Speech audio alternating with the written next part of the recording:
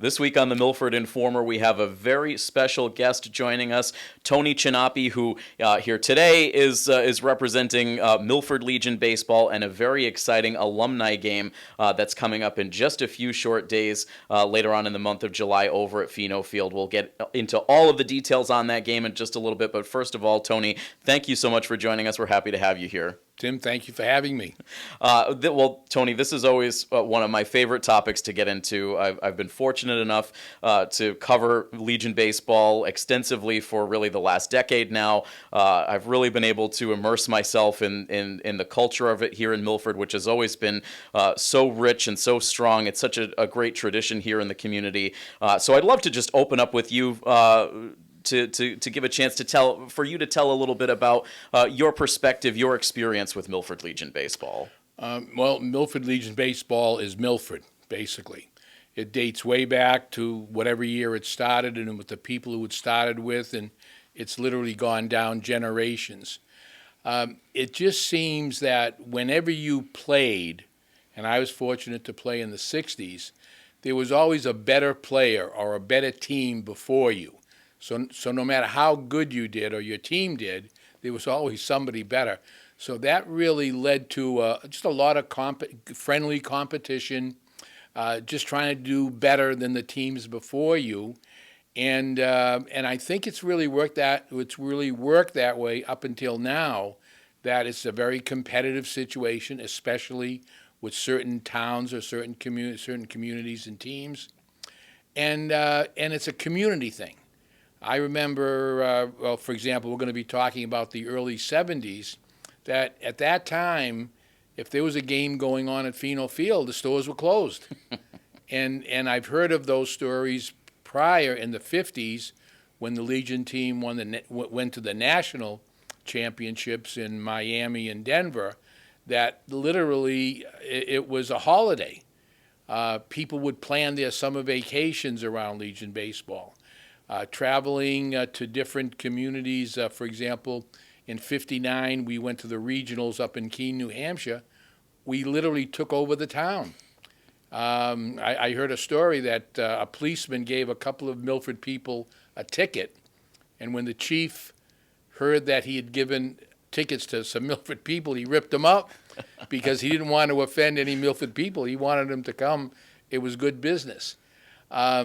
And so, again, I think of it as a community event. I think of it as certainly a baseball event because the competition is so good, has been so good, is so good. The coaching has always been really top-notch. The players are top-notch. And it's a great way of spending a summer without going to Fenway Park and spending a couple of $100. It's cheap seats, basically.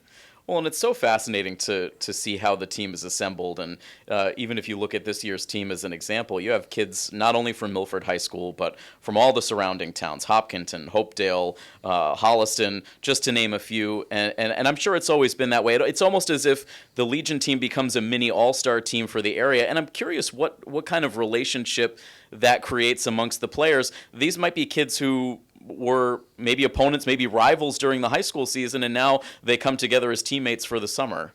It's absolutely that, and they are rivals. I think the best example I can give, and anyone in my era can relate to this, Milford High and St. Mary's. Now, way back then when St. Mary's existed, I think they closed in the early 70s, it was very, very competitive. We had a town series. In baseball, usually one game was on Memorial Day, so that drew a crowd. In basketball, of course, in my era, we didn't play football. They didn't play football. But it was a situation, and I can name some names. For example, in my era, Don Phillips, Bob Mio Martino, they were St. Mary's superstars, really. They were very competitive, and we didn't like them. I mean, there was a certain dislike for anyone from Milford High that went to St. Mary's, and vice versa. Sure. Again, I shouldn't say it was a very competitive spirit, but the good thing was, so we'd have our town series. Now I can say in my case we never lost to St. Mary's, so I can rest in peace. But the fact is, the day that series was over, and Legion baseball started, they were teammates, and they were good teammates. So, we literally loved them, and we embraced them, really. Now, after the season, they became St. Mary's again, so we went back to that rivalry. But that is one very close-knit example. But overall, I think it's a great network for kids to compare themselves to other players in other communities, in different programs, and see where they stack up.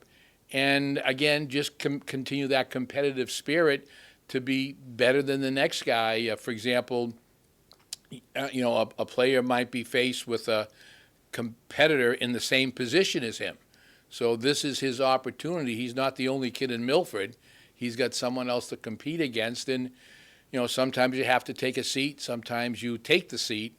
And it's good, healthy sports, good, healthy baseball. And there's still a team situation that you might get called upon to play whenever to fill in. And it really just seems like it brings out the best in all of the kids to have that kind of environment.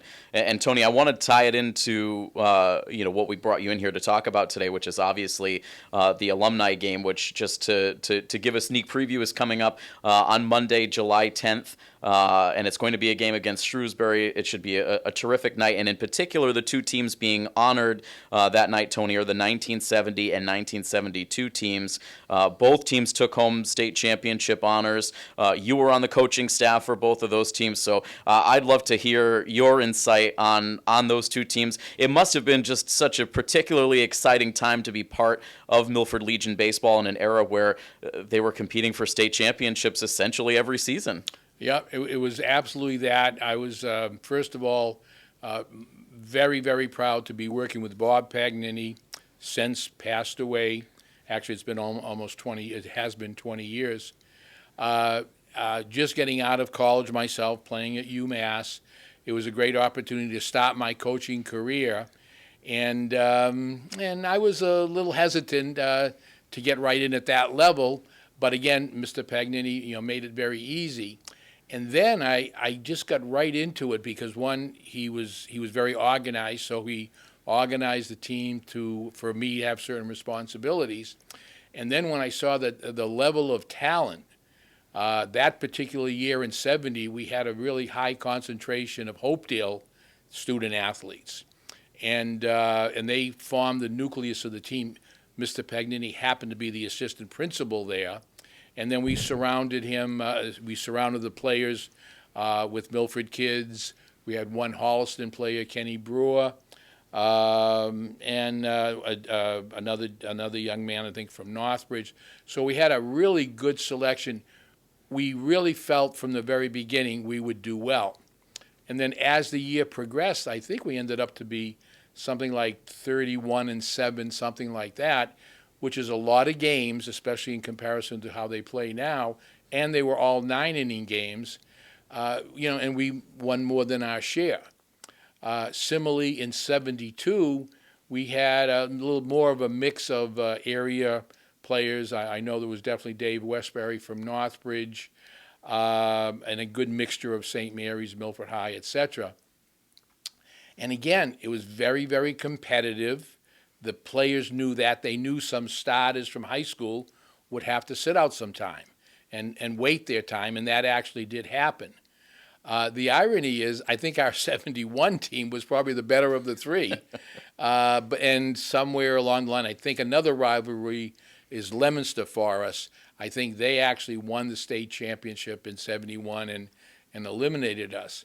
But those three particular years, particularly 70 and 72, were great years of everything a coach could ask for, talent-wise, attitude-wise, discipline-wise. And with Mr. Pag at the helm, it was just fun. I'm sure if we had every player lined up here, they would say that. It was just a good time. We would walk on the field. We'd kid around prior to the game and after the game, but on the field it was very serious. Sometimes our reputation preceded us, so we had to kind of fulfill that, and they did very, very admirably. again, the combination, for example, to mention a couple of names, Craig Allegrezza from Milford High, Bobby Powers from St. Mary's, Jimmy Black, Tommy Delfonte, catchers for both of those respective pitchers. And again, in some cases, there were some unknown quantities in terms of kids that came from out of town. Kenny Brewer, I mentioned, came from Holliston, and I had never really seen him play. Mr. Pag had, and he just, he was the kind of the glue that kept our infield together. And the traveling we did, because we played a couple of out-of-state teams, one down in Rhode Island, one in Connecticut, to match up with the competition. We didn't want to just get wins. We wanted to earn our wins, and have that kind of competition. So when the postseason did come about, we would be more than ready. So everything just worked out for us, but it didn't happen by accident. It was very much planned out. The players gave up a lot of time and effort because we practiced when we didn't play. We knew when to give them some time off. We had a lot of support from parents, maybe a little different than today, in that they took it in also. They were as proud to be a part of the program as the kids were. I know when the end of the season rolls around every year, I tend to hear a lot of conversation, especially at the banquets, where folks will talk about the fraternity that exists with Milford Legion baseball players, and they'll tell the kids, "You're part of this fraternity now. It's something that's going to be with you for the rest of your lives." And I'm curious now, all these years later, as you look back to not only these teams from the '70s, but the teams that you played on as well. Do you feel that sense of fraternity? Do you still get together often with those teammates? Does it still feel? Do you still feel connected all of these years later? Yeah, I think absolutely, because those are very formative years for us. Some guys, that was the end of it. The last Legion season, that was the end of their playing careers. So that stays with them. I think they kind of prided themselves on anybody that went on a little bit further, be it college or in a couple of cases like Lou Calabello's son, Chris, going on to the pros. I think fraternity is a good description of it, because it was more than just being on the roster. And once you were on the roster, there was a certain kind of obligation to play, to look well, to dress well. I remember we got on a couple of kids, they from other towns, of course, that they didn't quite wear their socks the right way, or they just weren't up to our standards, I guess. So the captains or some of the players, quickly took care of that, especially whenever we had a younger kid. And we did. Mr. Pag did have a couple of younger kids. He filled the roster basically in preparing for the following seasons. And those kids carried a lot of bats, and they did and they were stars in high school. So now they're carrying bats. That takes a little bit of pride to hang in there basically and do that. But then again, when they got their chance on the field, that was their opportunity, and they were representing their parents, their community. And I'm happy to say, and I'm saying it very proudly, we won quite a bit, and we didn't flaunt it. We didn't, we just took it kind of professionally. We weren't professionals per se, but we handled it well. And that again was part of the Legion and Mr. Pags. This was a learning experience. It was a baseball experience, an athletic experience, but we were pretty much on the kids, in terms of their manners, their language, etc., on and off the field. Because whenever we'd play, we'd usually eat somewhere, travel together, obviously. And again, for the kids that played, and they were the better of the general group, I think every single one of them held those years, that 1, 2, 3, 4 years, whatever it was, in very, very high esteem. Yep. It's so fascinating to hear, and a lot of those traditions you can still see in the teams out there today. I know covering the teams when Brian Mackey was the head coach, and now with Steve DeVito, a lot of those traditions live on, and so it's fascinating to see just how far back the tradition of Legion baseball really goes, and so that's really at the heart, Tony. I'm sure of the environment that it's going to be on July 10th for this alumni game. I want to really delve in now to the details on this alumni game and what folks can expect on the 10th. Well, basically, and I do want to interject something. We did plan this around the Shrewsbury. We wanted to show off a little bit, pre-game, that we have been state champions. I'm going to guess they have been also. But this tradition that we're talking about, I guess we want to kind of, we couldn't pick a better team to have it that evening. Absolutely. It just so happens that it's at Shrewsbury. Basically, we're in the process of inviting each member and bat boy from the 70 state championship team, went on to play in the regionals in Keene, New Hampshire, and the 72 championship team that went on to play in Middletown, Connecticut. I've got a little story about the 72 team, how tough that really was, and I'll share it with you if we have time. Basically, because of the pandemic, we weren't able to really recognize them during their appropriate years. So when I ran into Rich Crivello, the president of the Legion, he mentioned that they were going to have an alumni night, inviting all alumni to the field and be represented, etc. Kind of a low-key event there. They've got a lot of, matter of fact, I think the Woo Sox mascot's going to be also with us that evening. So they've got some things planned. And basically, we've invited the two teams. We're hoping we can get as great a representation as possible.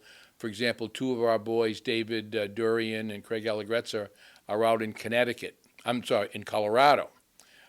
We've got some other boys, I think Joe Small, Vic Mantoni, some others are down in Florida, and some others are spread out all through New England. So they're going to make an effort, to come to show up. The program itself is pretty simple. Pre-game, after the teams take their infield, we'll basically take the first base sideline, line up the 70 team, the 72 team.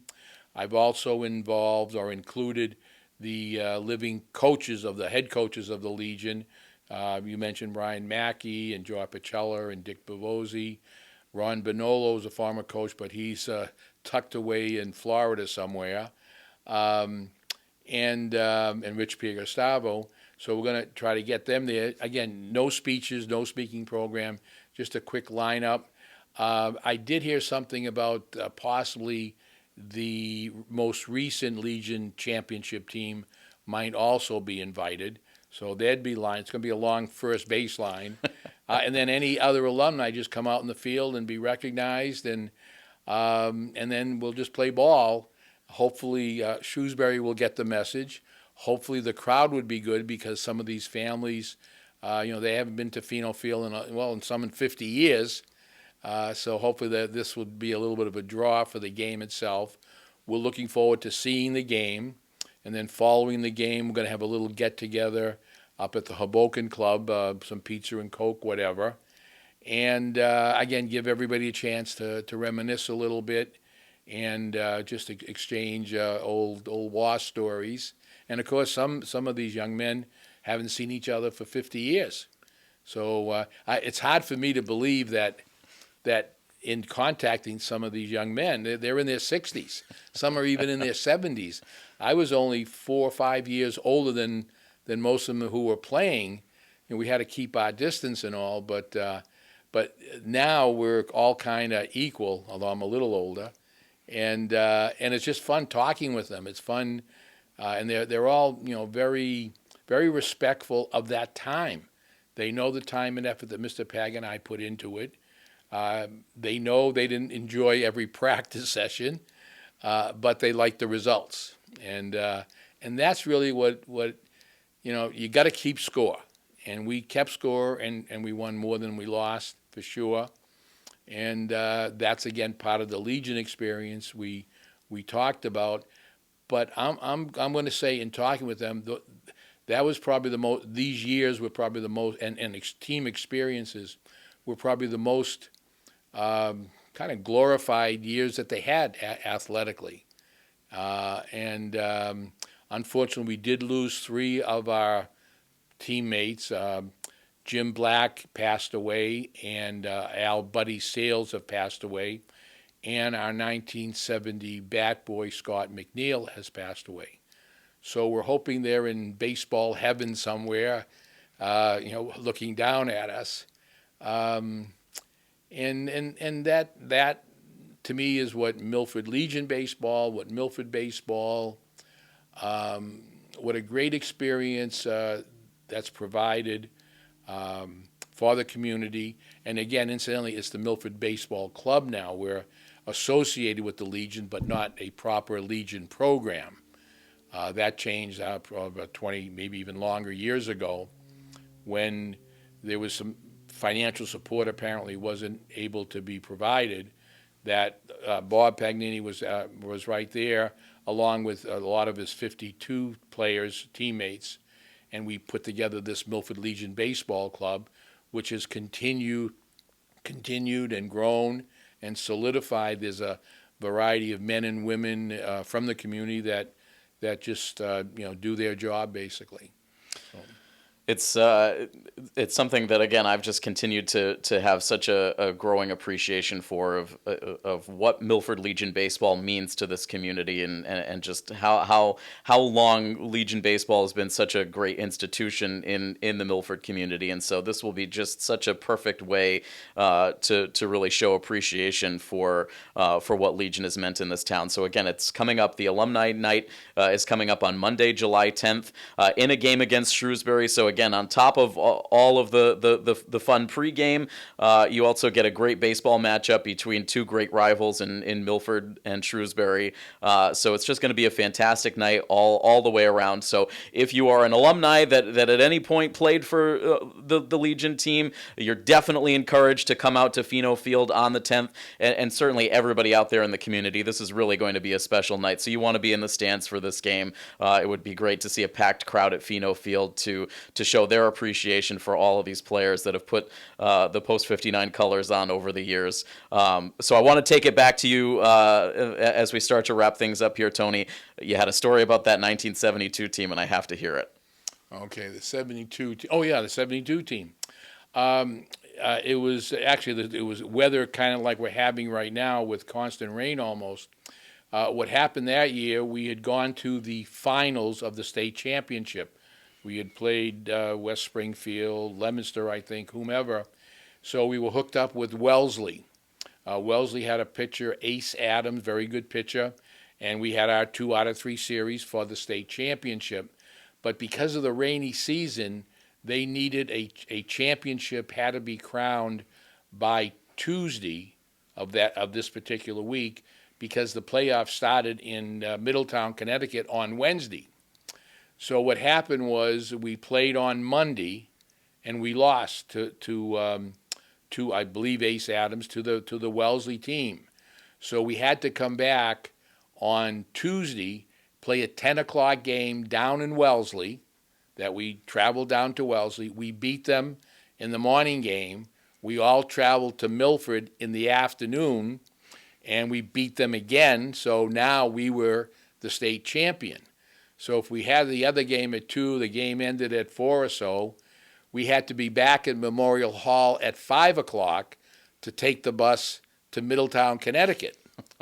We get to Middletown, Connecticut, we got to get settled. So we just dump our stuff off. They were having a little pre-tournament banquet, and so we did that literally off the bus. And then lo and behold, who has the first game of the tournament at 10 o'clock the next morning? Milford. So we're up for it. We're a little tired. Our pitching staff is shot basically, but we've got people to do what we do. On top of that, who are we facing? We're facing Manchester, New Hampshire, Well, at that time, no one knew it, but the pitcher for Manchester, New Hampshire, would eventually be in the Major League Hall of Fame in the name of Mike Flanagan for the Baltimore Orioles. Wow. So we had to face him at 10 o'clock the next morning. They beat us. They beat us. That put us in the loser bracket. We probably had to come back, the next morning, and it just wasn't there. So those circumstances, I hope this team doesn't have to face it. I hope no team has to face that, but it's just the way the cards fell, basically. But we got to Manchester. To Middletown. We had those 2 days of losing and then winning two in the same day and traveling were extra special. At the time, it wasn't a good situation, but looking back on it, it says some of the character the kids had, and again the following we had, people closed the town. They went to Wellesley. They came back to Milford, and then the next morning we're seeing them at 10 o'clock in the stands. Just Milford stuff. Milford stuff, as far as I'm concerned, and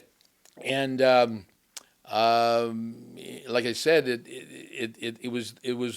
it wasn't the ending that we wanted, but it got us there basically to represent Massachusetts and Milford. Special memories for sure, and the fans have always been there, and they continue to be. Milford hosting the state tournament last year, the fans were out with such great support. When the team won the state championship and went on to the regionals in 2014, it was incredible to see the outpouring of support from the community. So we want to see that same level of support coming up on July 10th for this alumni night to cheer on all of the players that have played over the decades here for Milford Post 59, and then stick around for a great matchup between two outstanding programs right here in 2023 in Milford Post 59 and Shrewsbury as well. So we can't wait to be there with coverage. It should be a really special night, Tony. So we really appreciate you coming in and telling us all about it. And again, we hope the community will turn out at Fino Field on July 10th for the Milford Legion Baseball Alumni Night. Tony Chinappi, thank you so much for joining us. Tim, thank you. Looking forward to good weather on the 10th. We've had enough rain.